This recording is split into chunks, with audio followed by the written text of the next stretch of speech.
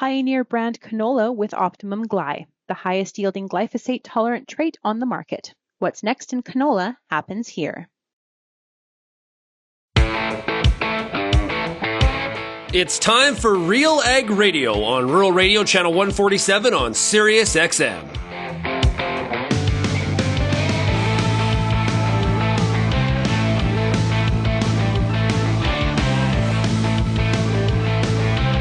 RealAg Radio and RealAgriculture.com is your home for insight and analysis of the issues that are impacting your farm business. Let's get real and get connected with RealAg Radio.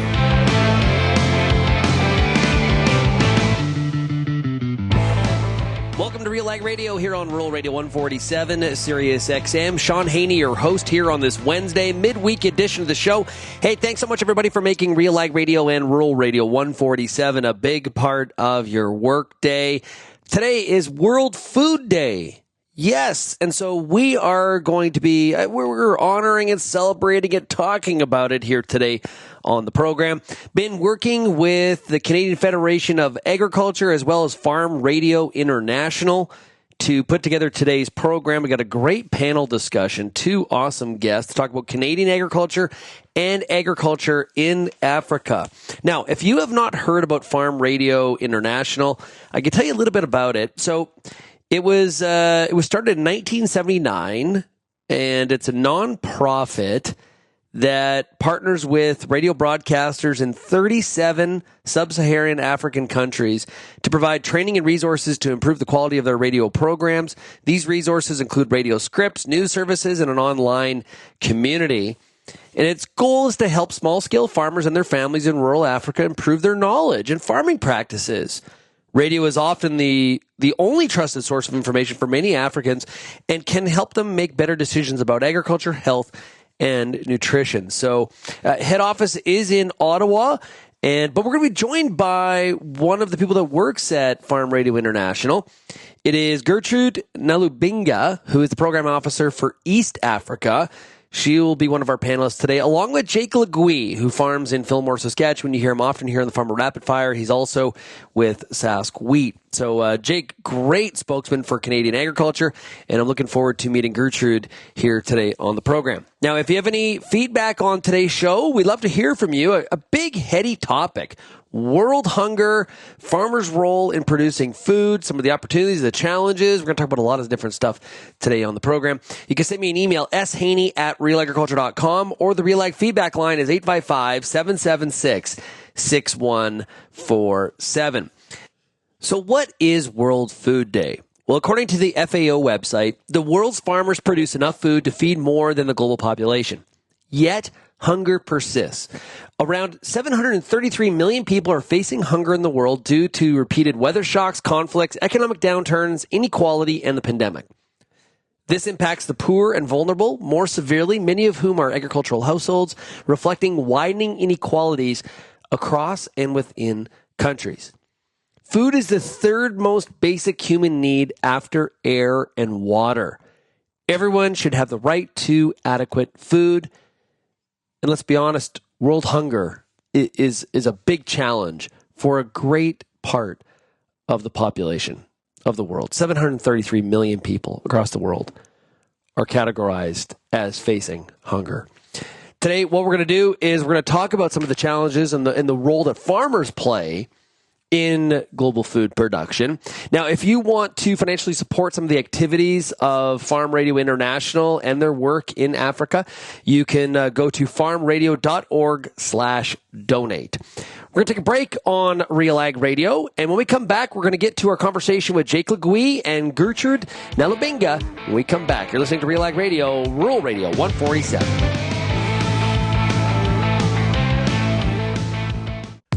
Get ready for tillage season with the high-speed disc from Brandt. Cut and size residue, create ideal seed beds, and level ruts faster than any other tillage machine. It's a better field finish and fewer passes, so you can stay on schedule, no matter what fall throws at you. And right now, you can get yours with a $12,000 rebate. There's never been a better time to bring your operation up to speed. Visit Brandt.ca for details. Joining me now is Courtney Stevenson, Portfolio Manager with New Farm. What could farmers be doing this fall to get ahead of next spring? It's important to start thinking about applying a soil active herbicide so that they can get ahead of their weeds for the next spring. One of the nice things about applying in the fall is that Beer EZ and Volterra EZ are activated by moisture. It's a great way to use snow to your advantage. The snowpack will activate these products. It's a little bit nicer in that you don't have to incorporate. You can just apply them with your sprayer. One of the things that is also a benefit by applying in the fall, a grower has 8 weeks of activity in the spring. You're going to be preserving your moisture and fertility in the spring by controlling your weeds at that time. Is there such thing as too early or too late? You need to apply these products when the soil temperature is 10 degrees Celsius or lower. The first best stop would be to talk to your local retailer, or you can always go to newfarm.ca/fall apply.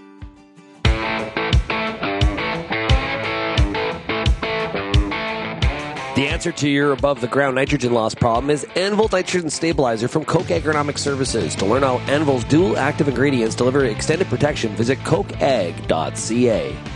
And welcome back to RealAg Radio here on World Food Day. And as I mentioned, with Canadian Federation of Agriculture and Farm Radio International, we've been putting together this program to get a bit of a worldly event here on RealAg Radio, on Rural Radio 147 Sirius XM.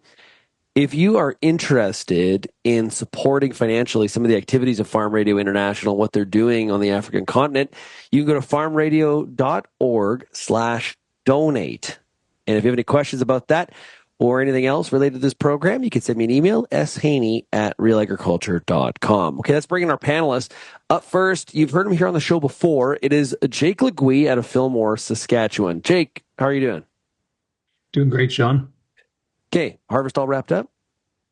It is finished up, finally. Yeah, it always feels like it takes forever, but this one felt long enough. So happy to have it done, and now we can just focus on the 4,000 other jobs that we have to get done before the ground freezes and the snow flies, but a little bit different pressure once the combines are done. Yeah, and it is a little bit mentally taxing when harvest drags out and the yields are a little bit disappointing. It's when harvest drags out and you're like just trying to get that big bumper crop in the bin, you feel a little bit more like, let's go. But a year like this, a little bit disappointing from a yield standpoint. No, Jake? Yeah, I think the common refrain amongst our farm and neighbors too, after our August 26th hailstorm, which was the third of the year, was, can we just be done now? And I think that was just, let's just get this crop off and get this over with and move on.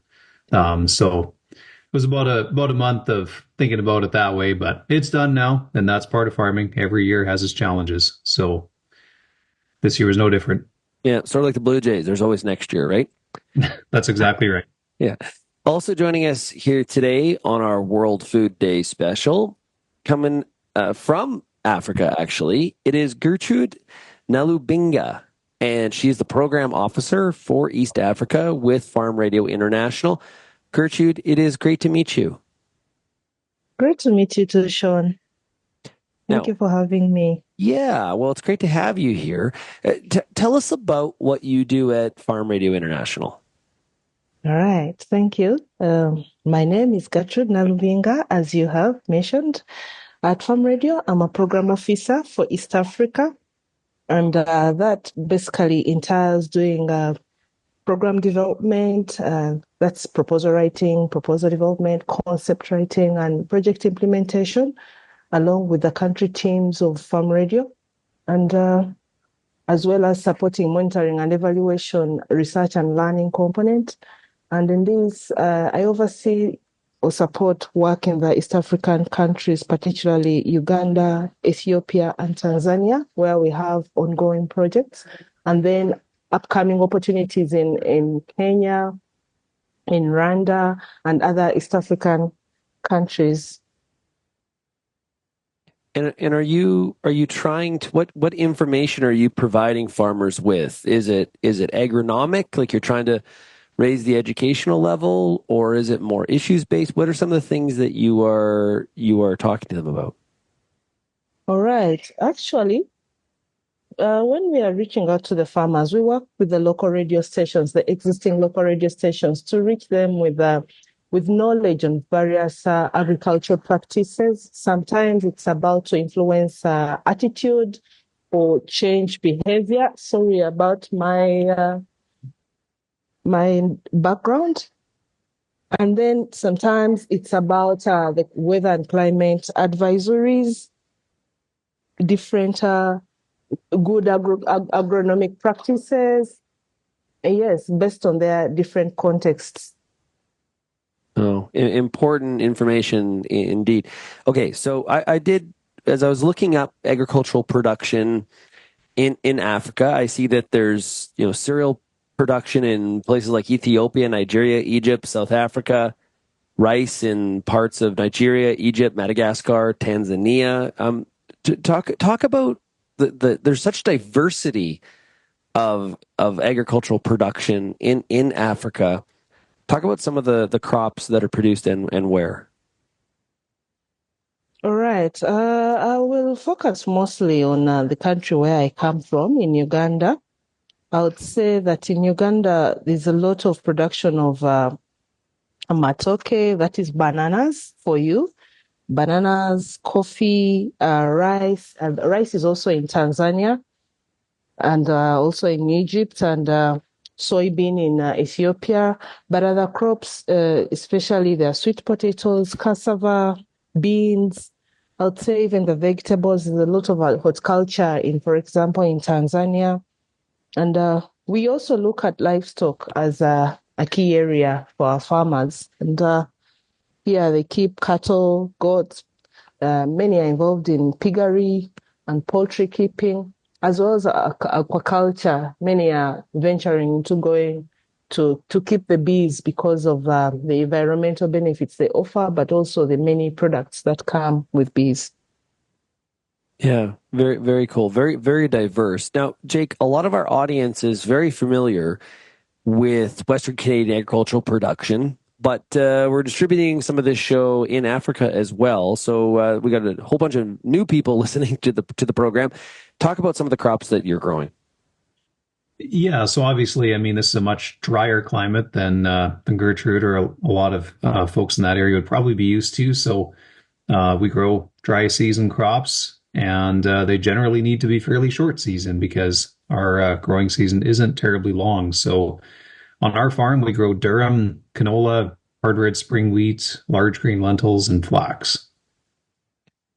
Jake, now you're coming from a family operation. What was the lure into the business? Did you always know you were going to farm? I didn't always know I was going to farm. In the early 2000s, into the mid 2000s, when I was graduating high school, agriculture wasn't exactly a place with a lot of optimism. So I honestly wasn't sure that farming was even viable. And Dad, was getting to the point where he wasn't sure it was either. And despite the fact that he had a pretty decent sized farm that had room, I wasn't sure that there was an opportunity here. So when I went to university, I actually didn't think I was going to return to the farm, but things changed pretty rapidly once we got into 2006, 2007, with commodity prices, and some optimism finally returned. It was really interesting being in university at that time because a lot of kids had the same plans as me, go and do something else. And then there was just this sea change of kids that all of a sudden decided, hey, maybe I can go home.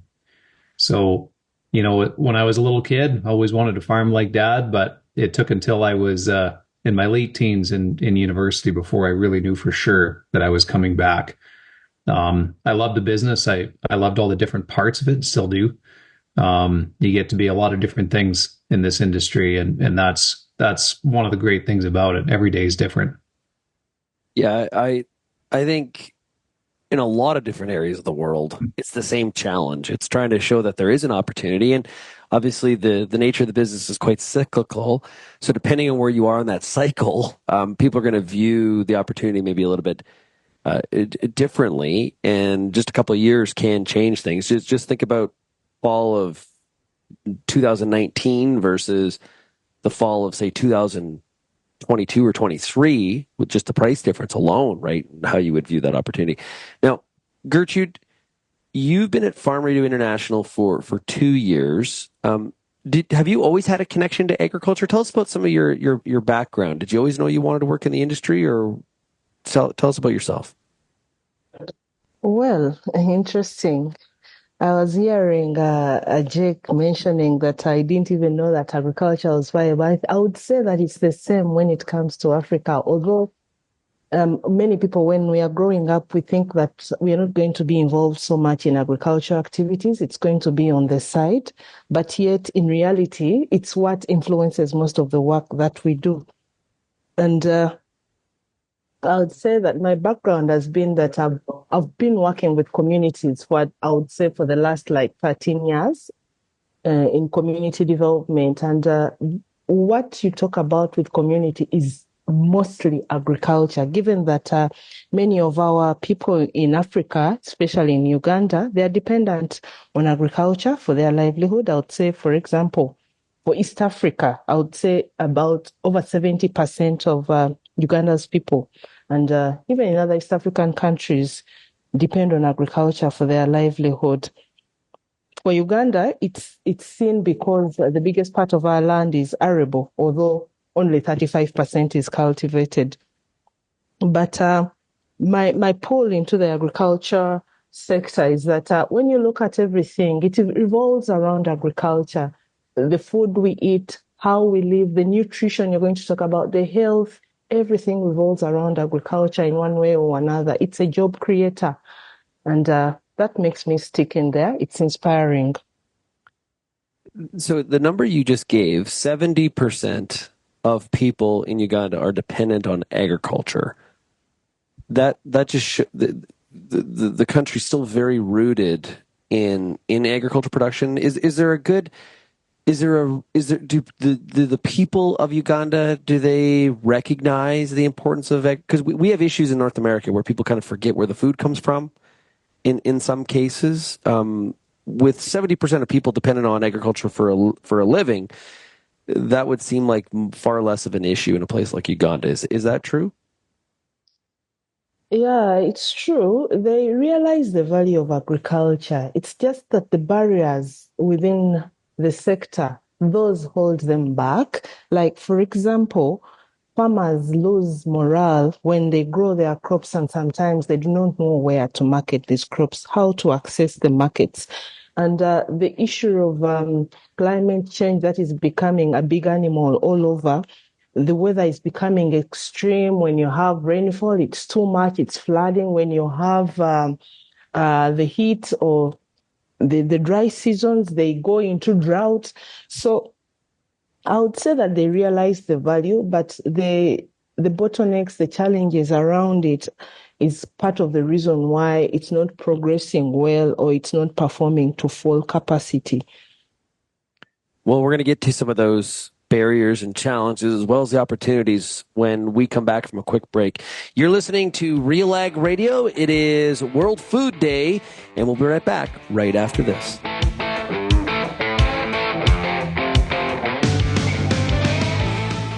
Ready to take your oat game to the next level? Try CDC Endure from Alliance Seed. CDC Endure oats are consistently one of the top yielding varieties in the Manitoba, Saskatchewan, and Alberta provincial yield trials. With strong standability, excellent disease resistance, and excellent end-use quality, CDC Endure might be the variety for you and your farm. Available from authorized Alliance Seed retailers. For more information, visit allianceseed.com. Infuse some energy into your next corporate event, customer meeting, or conference with RealAg Radio, Canada's national agriculture radio show. Create a unique experience at your next event with host Shaun Haney, broadcasting RealAg Radio live on SiriusXM, featuring exciting guests, captivating interviews, and the latest news from the agriculture community. Contact advertising at realagriculture.com or call 587-787-1795 to book your on location with RealAg Radio today. There's a reason we call it the Corn School. Videos on everything from planter setup to weed control, field trial results, and the latest yield strategies. The Corn School on RealAgriculture.com has the information and advice you need to help you succeed. Brought to you by Pride Seeds and BASF. Corn School episodes are available at cornschool.com, from RealAgriculture.com, or as a podcast in your favorite podcast app. Check out the latest Corn School episode today.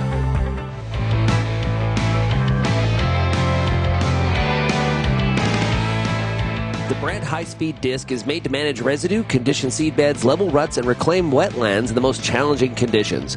Lead the field with the lineup of versatile high-speed discs from Brant and achieve better results with every pass, and receive up to $12,000 in a rebate for a limited time.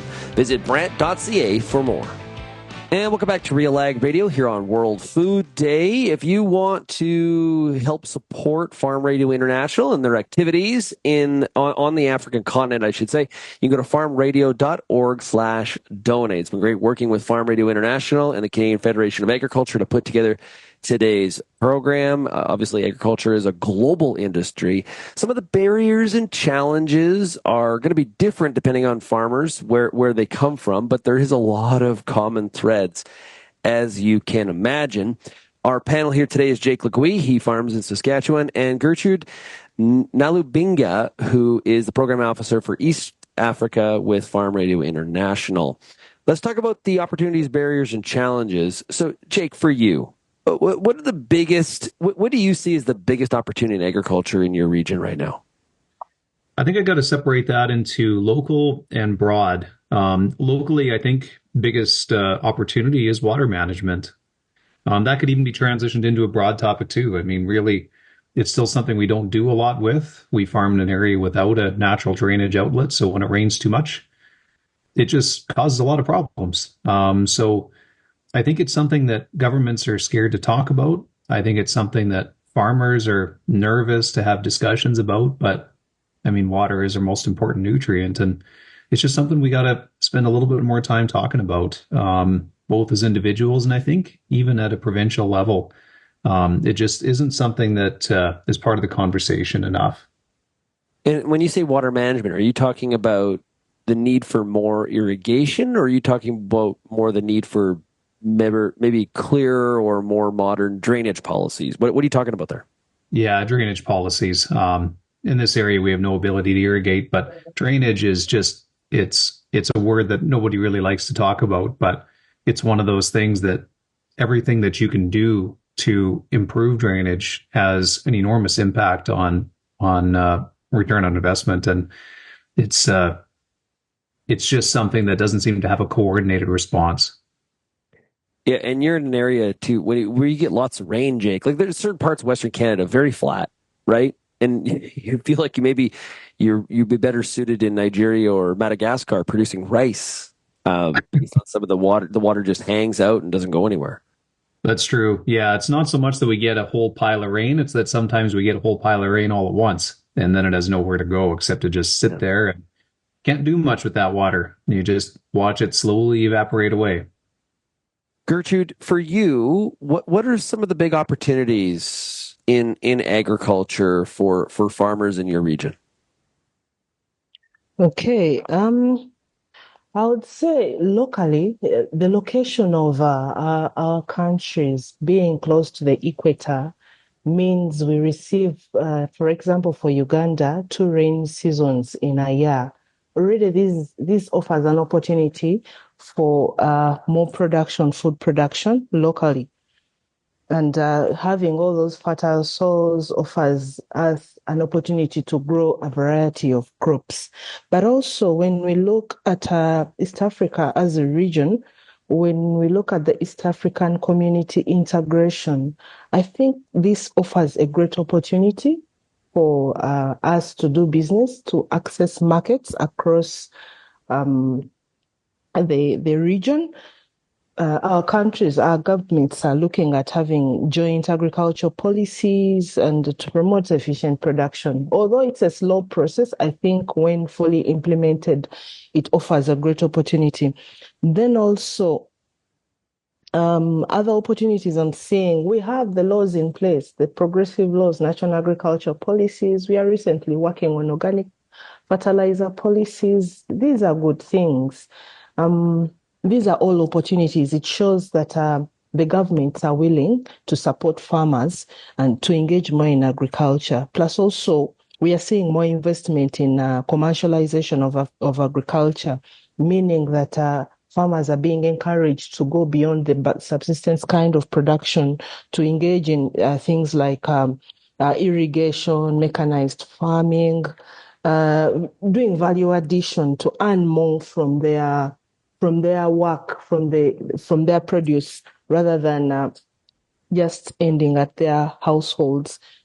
And I think these are great opportunities, only that a few challenges are still hanging in there, loose ends that need to be tied up. Yeah. So talk about some of those challenges. What are those loose ends that need to be tied up, as you put it? Well, we do all these beautiful policies, but then the provisions in there, they're not reaching the farmers. For example, when we have the East African community and all the policies it sets out, all the provisions it offers, like maybe free market zones, how you can access or sell your products, for example, from Uganda to Kenya, the local farmer at the end may not get such information. Sometimes it ends at the district level. And information is really not disseminated well. It's lacking in that. And also we see funds are drawing out of extension. Extension is a backbone for agriculture. Without a farmer having support, extension support, advisory and extension support, they can't do much. They need that information for timely decision making, to know where to get their inputs, to know where to sell their products, to be seen out there. But then also the other thing is the high cost of inputs. We are talking about agriculture being the backbone of Africa. In most countries are depending on agriculture. But then the cost of inputs and the quality of inputs on the markets is a problem. The seeds, for example, the fertilizers sometimes are of poor quality. I would say the units or agencies responsible for monitoring the standards are not doing really a good job, or they are lacking in a way, or leaving some gaps in there that are taken advantage of. So I feel like if we could strengthen some of these areas, it would be a very good thing. But of course, I've already talked about that animal called climate change. It's so humongous. And I see we are trying to cope using the early warning messages, but it's a slow process. Yes. Jake, there's some common threads there for you. Like I think you identify with rising input costs, but a little bit of a different story for you when it comes to access to information or know where you can sell your crops. That's something that probably you don't identify as much with. Yeah, I mean, one of the things we're really fortunate with here in Canada is access to financial instruments, the ability to sell to grain companies, and whether they go broke or not, generally still be able to get at least most of our money out of them. We have enormous access to information. It could be a lot better. Grain export sales reporting would certainly help that situation. But yeah, I mean, I would say that one of the greatest challenges that we're dealing with right now, as Gertrude mentioned, is costs. It's not just inputs; it's across the board. Equipment costs are out of control, and so many of the other things that we need to do business on our farms. It's just really difficult to understand why things are the way they are when it comes to that, and how we're going to be able to, I guess, make the transition to newer machinery over time when the costs are just so high and commodity prices have come down. So I think something has to change if we're going to be able to remain viable when it comes to making these sorts of upgrades.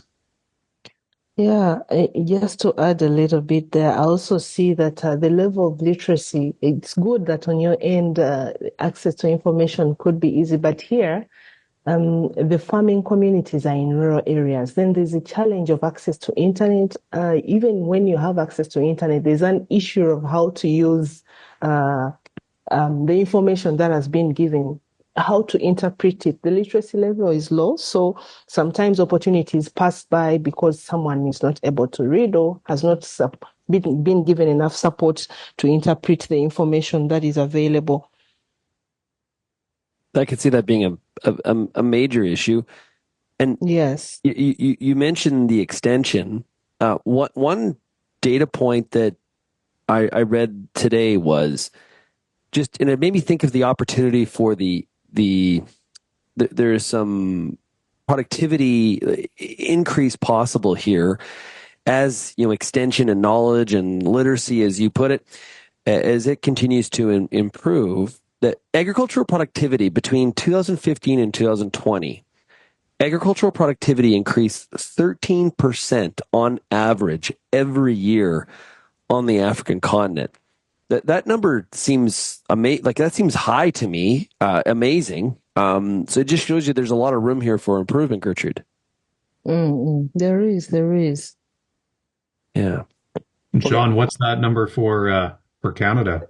Well, that's a good question. 1% or something. Sorry, what was it? I thought I heard 1% or something like that. Whatever it is, it's not high enough. It's low. It's definitely lower than Africa, right? And now we have gone through some of our major revolutions in terms of productivity increase and things like that, access to equipment and technology. Gertrude, just one thing, that the productivity that you're talking about, that 13%, it could also be attributed to the increase in access to finance, though this is mostly for those farmers that are at commercial level still. It could also be a point for the large-scale farmers. For the small-scale farmers, opportunities are there, but as I said, the technicalities of interpreting the information that has been given is still a challenge. Yeah, I would imagine access to financing, access to banking would be a major challenge. One thing we didn't talk about at the beginning, Gertrude, was farm size. Now, I'm sure there are, massive. There's all shapes and sizes, but talk about kind of the farm sizes, and because that's a factor here too. Okay, the farm sizes, I would say, differ depending on the location. In the urban areas, because it's congested, they would be smaller. But as you move outside, for example, as you move out of Kampala, Mukono, the central Uganda, and go to the rural areas where land is mostly customarily held, people have large plots of land, acres and acres of land or hectares of land. Some, most of them or majority are held as clans or family land. The only challenge that is the land is there. The challenge is the cost of production or investment to make the land more productive. That's where the gap is. So you'd find someone has, what would I say? They can tell you, like, I have 50 acres of land. They're here, but they only have capacity to produce on only 3 or 10. So the rest of the land sometimes is used for grazing. Other times it's left redundant under bush, which I think is a bad thing. And they're not willing to give it away just like that. Government is trying to penetrate and attract investors to utilize that land, but that's another whole can of worms to do with land tenure and land ownership, land access, all that. Very interesting. Okay, we're going to take a break. When we come back here on RealAg Radio for World Food Day, we're going to talk about the role of technology in agricultural production. We're also going to talk about environment regulations, climate change, as well as the impact of trade on farmers. You're listening to RealAg Radio, Rural Radio 147, Sirius XM.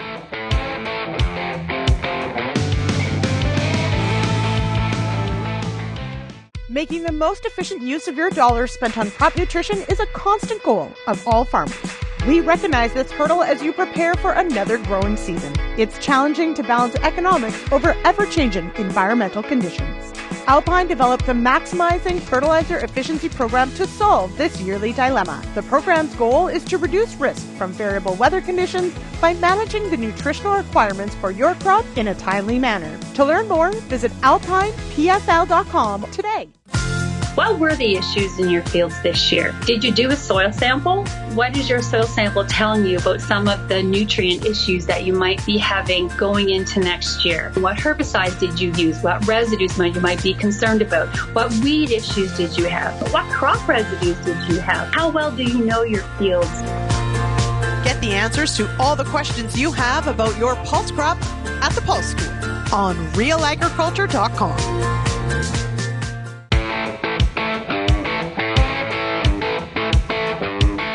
Nitrogen fertilizer is your farm's number one expense. Farmers are working together through Genesis Fertilizers to solve the problem of high prices and security of supply by planning a state-of-the-art nitrogen plant. Find out more by going to genesisfertilizers.com. And welcome back to Real Ag Radio here on World Food Day. Shaun Haney of RealAgriculture.com, your host. I'm joined today by Jake Leguee. He farms in Saskatchewan, as well as Gertrude Nalubinga, who is with Farm Radio International out of East Africa. Okay, let's talk now about the role of technology. Gertrude, the level of technology being used, you mentioned some of the gaps when it comes to extension.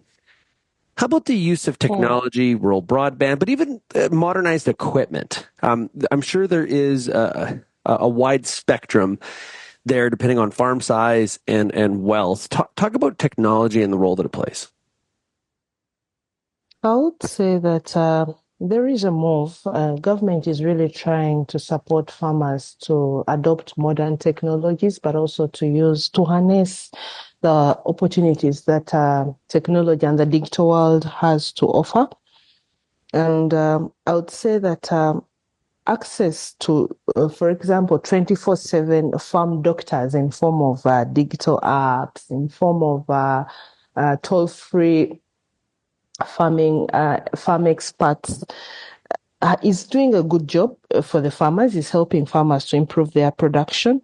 I would give an example of what Farm Radio is doing. For example, doing an e-agriculture extension platform, which has been impactful in reaching about close to 30 million farmers or listeners in Uganda.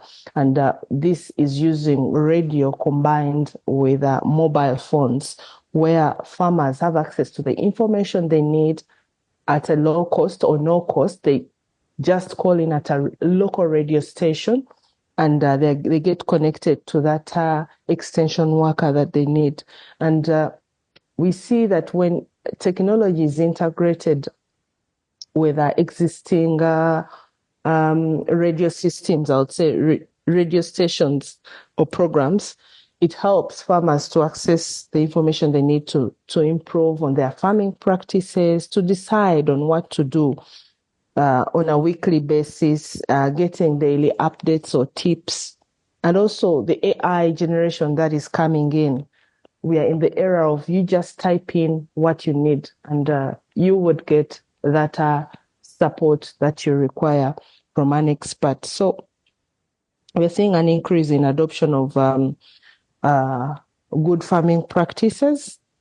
And previously, information used to be too expensive to obtain. I mean, getting an extension worker to your farm, you would have to sometimes pay for their fuel. For the case of Uganda, pay for their fuel. Sometimes even calling them, that farmer in the rural area doesn't have the airtime. But if you put their radio and ICT where farmers just beep in and an interactive voice response gets them connected to where they need, or get the feedback or dialogue on what they need to talk about, it's moving them to another step forward to what they need. Yeah, and all that technology is great. Like the AI, yes. And there's multiple ways of technology coming at the farmer. It's probably the rural broadband. If you don't have that in some sort of consistent capacity with a relatively required speed, it's really there's a barrier, a massive barrier there for the farmer to be able to adopt and use some of those technologies reliably. That's true. But in this case, that example that I was giving, the technology has been embedded on the radio side. So the farmer just has to keep their normal mobile, the basic feature phone, and all they need to do is beep and use audio to make a submission in their local language, moreover, in the comfort of their local language. So they can participate in important conversations in their comfort zone. Yeah. Get the information they need, but also contribute to the conversations. Very, very cool. Jake, how about you? technology? Yeah, I'm just thinking about Gertrude talking about that artificial intelligence, sort of thing that you can talk to. That sounds pretty amazing. It seems like in certain ways, technology that we could use, even with all the things that we already have over here. But we've been fortunate in this part of the world where we have lots of access to information. We finally seem to have better internet these days than we ever used before. Our machinery has come a long way, and it looks like there's some major steps still to come. Some of the things that I think have really helped move things along for our farm, just as some examples, is being able to monitor our fields from a distance. Weather stations. Our farms are big. It's not easy for us to know what's going on in all places all the time, and also being able to track our soil moisture. That's been a real game changer. Helps us make better decisions. But other newer things that I think 10 years from now, we're going to wonder how we farmed without them. Spot spraying. We made an investment in that this year, and we're still trying to figure it out exactly how it's all going to work necessarily. But the fact that we can take these large machines, drive them across the field at 15 miles an hour, and it's deciding whether to spray or not based on weeds that I can barely see walking across the field. It's absolutely amazing that we've gotten to this point, what feels like kind of quickly. It seemed like just a few years ago, there were some thoughts as to whether that technology would ever work. And now all of a sudden we're here.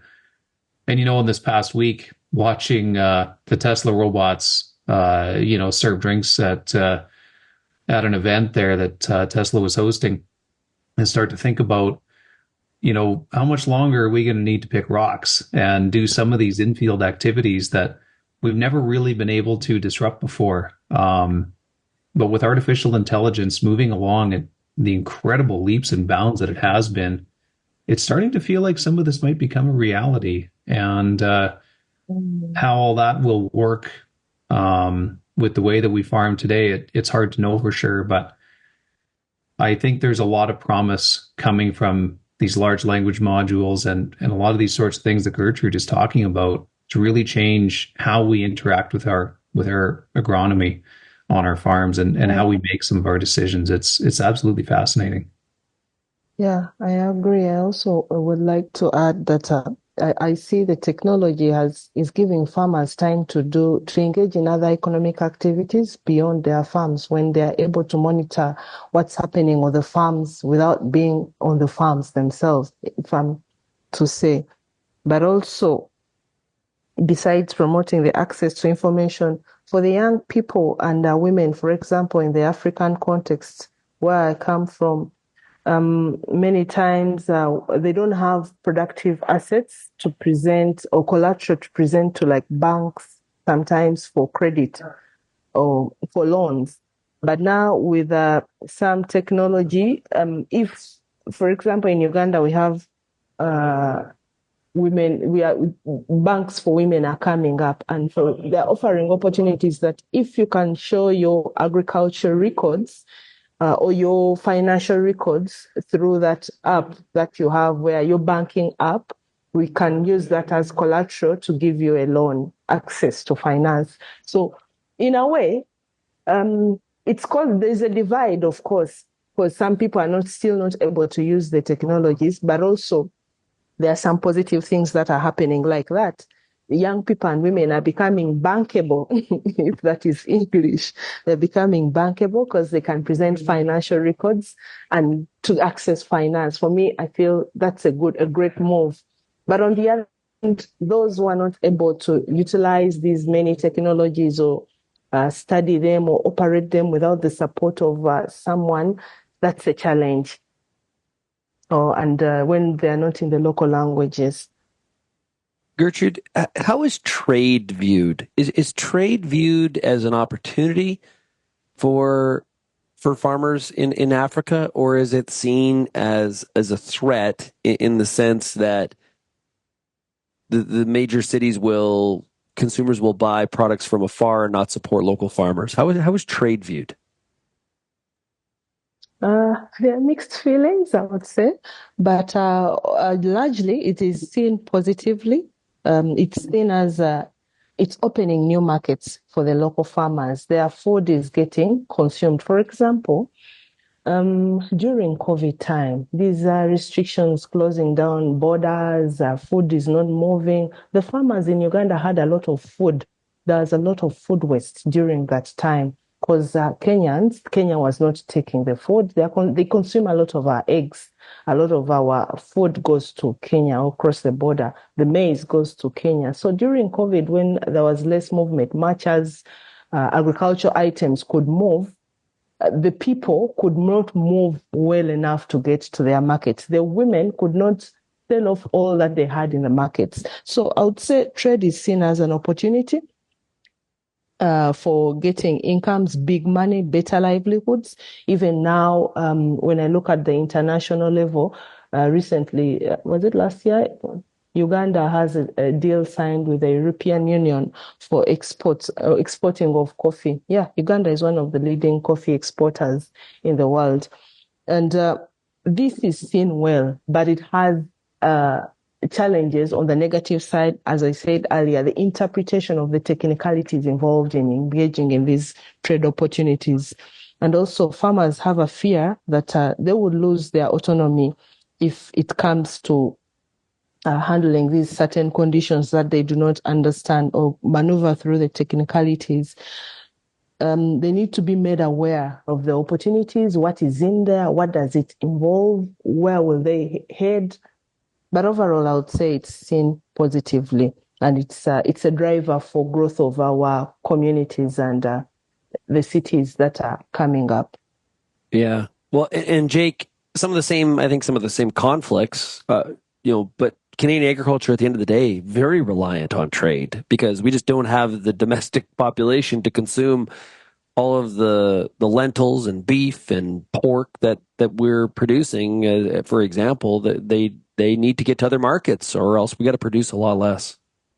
Yeah, I mean, our livelihoods depend on trade in this country. I mean, we're one of the largest, most sparsely populated countries in the world, if not the most. If we don't have the ability to export the products that we grow, agriculture will not be viable here. So, I think we export something like 80% of our lentils and durum and other crops of similar numbers, whether it's wheat or beef or peas or anything. We have to have trade, and we need trade deals that are rules-based and enforceable so that we don't have the kinds of issues that we're having with China, for example, right now, where we have a spat at a diplomatic level, and then all of a sudden we seem to have these, really a non-tariff trade barrier thrown up, and it seems to be an issue that's getting worse. Countries seem to be becoming more protectionist, and that's a huge concern for farmers in this part of the world. So we just have to have it, and there's no getting around it. Yeah, well, add India to the list too, as far as diplomatic issues, and a pretty extreme one at that in terms of news that broke over the weekend. So lots of challenges on the trade front for sure.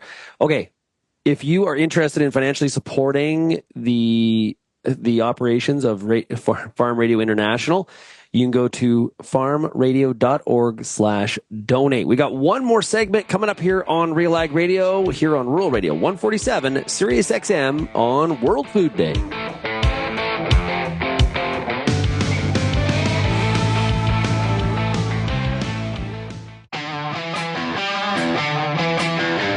Advanced canola trait technology is here. And it's soon to be the talk of the town. Optimum Glide delivers excellent yield potential and agronomic trait performance. Improved crop safety. Enhanced weed control. And a wider window of application. You're going to want to see this. Learn more at OptimumGlide.ca. Peter Johnson at WheatPete, RealAgriculture.com. I'm the host of The Word, and I love doing The Word. I love the questions. I love the challenges. I love having to apply agronomics to all over the globe and areas outside of my normal jurisdiction. Also, I love the feedback the most, where growers challenge me, tell me about their plot results, help me to learn. The Word, absolutely the best part of my day.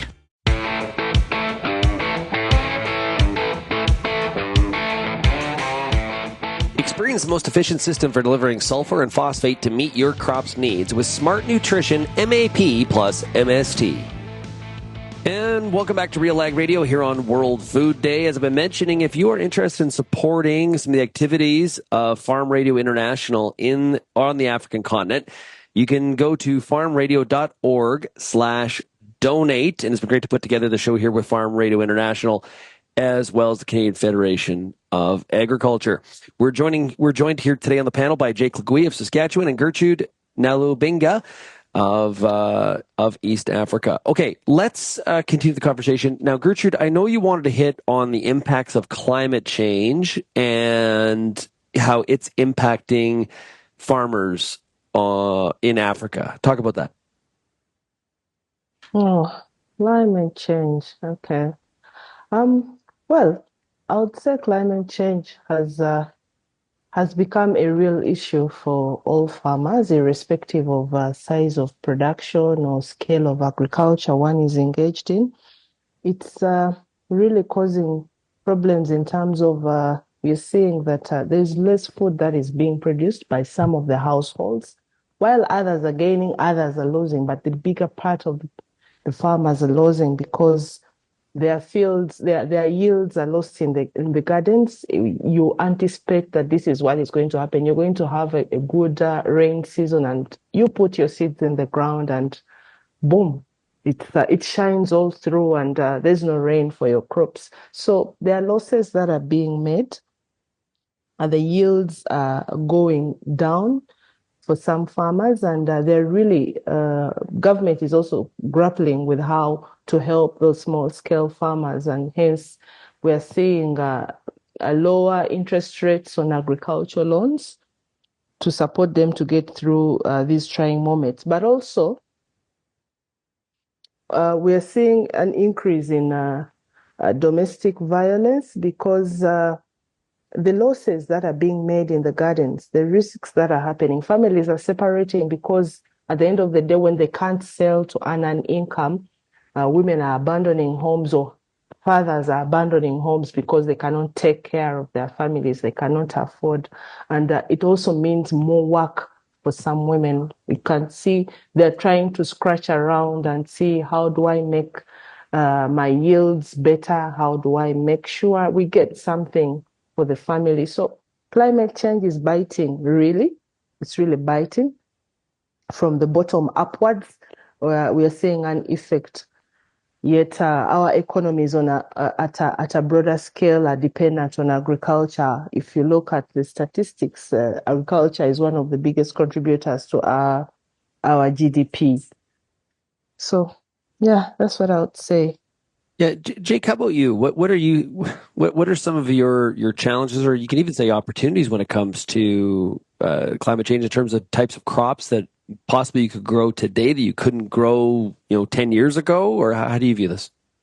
Yeah, it's very hard to know what the impact here has been. Dad has a head for remembering weather, and he'll talk about times in the 80s of extreme droughts, and then get 6 inches of rainfall out of the blue. And I don't know how different the weather is today compared with some of those challenges, or in the 30s or 60s or anything else. But I guess what I do know and what I can say about it is we've always worked, with Mother Nature as much as we can to grow the best crops that we can in the conditions that we're given. And I don't think that is ever really going to change.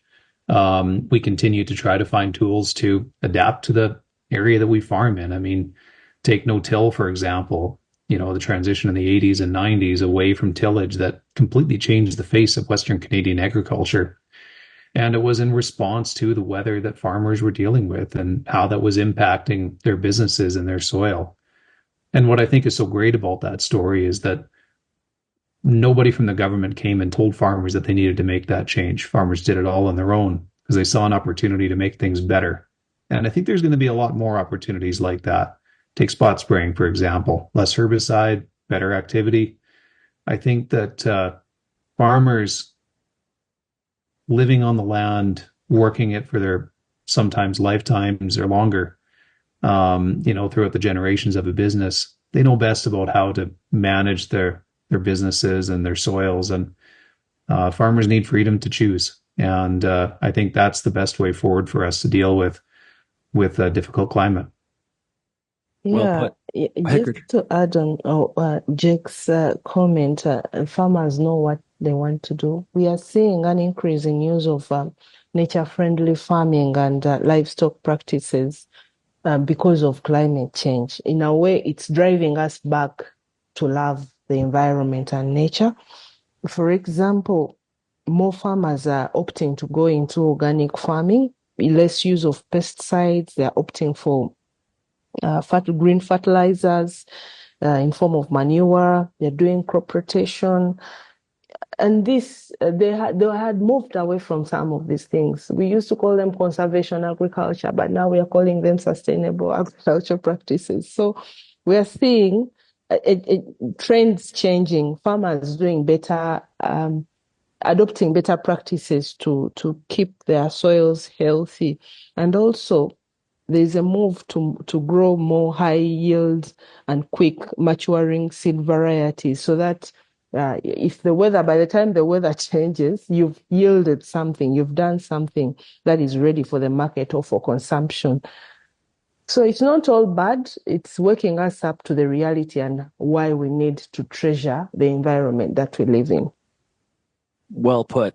And this has been a lot of fun. I really appreciate both of you giving us time here today on RealAg Radio to celebrate World Food Day. Jake, all the best to you. Good luck with getting those 4,000 fall work jobs completed before the snow starts to fly. We'll see you out there sometime this winter at one of the conventions. Thanks a lot, Shaun. Enjoyed it. And Gertrude, very nice to meet you. Yeah, nice fantastic. to meet you too, Jake and Shaun, and a happy World Food Day. Please tune in and listen to the World Food Forum, what's happening there. Absolutely. Gertrude, it's been great to have you on the show here and learn about what's happening in Africa. It's a very diverse climate and a lot of different agricultural productivity. You've done a great job shedding some light on it, and I know I definitely have a lot more to learn, and hopefully we can have you back on the show. Thank you so much. Thank you very much, Shaun. If you have any feedback on today's program, we would love to hear from you, and I also encourage you, as I've been mentioning, to think about financially supporting Farm Radio International. You can do that by going to farmradio.org/donate. If you have any feedback, we'd love to hear from you. Send me an email, shaney@realagriculture.com. You can also call the Real Ag feedback line, 855-776-6147. Once again, today proved that if you're farming in Canada, you're farming in Africa, you're farming in Europe, Asia, anywhere in the world, there's going to be common ground. There's common threads of issues and challenges, opportunities that farmers are dealing with on a daily basis. World Food Day is about celebrating the importance and the impact that farmers have in terms of producing food around the world, and the ever-growing challenge of world starvation, the fact that not everyone has ample food available to them on a daily basis. Farmers, of course, are one piece of trying to make food more available. There's a lot that many of us can do to improve and fix this issue of world starvation. I hope you enjoyed today's episode dedicated to World Food Day. Thank you so much, everyone, for getting real and getting connected with RealAg Radio, and we'll chat again tomorrow. Cheers, everybody.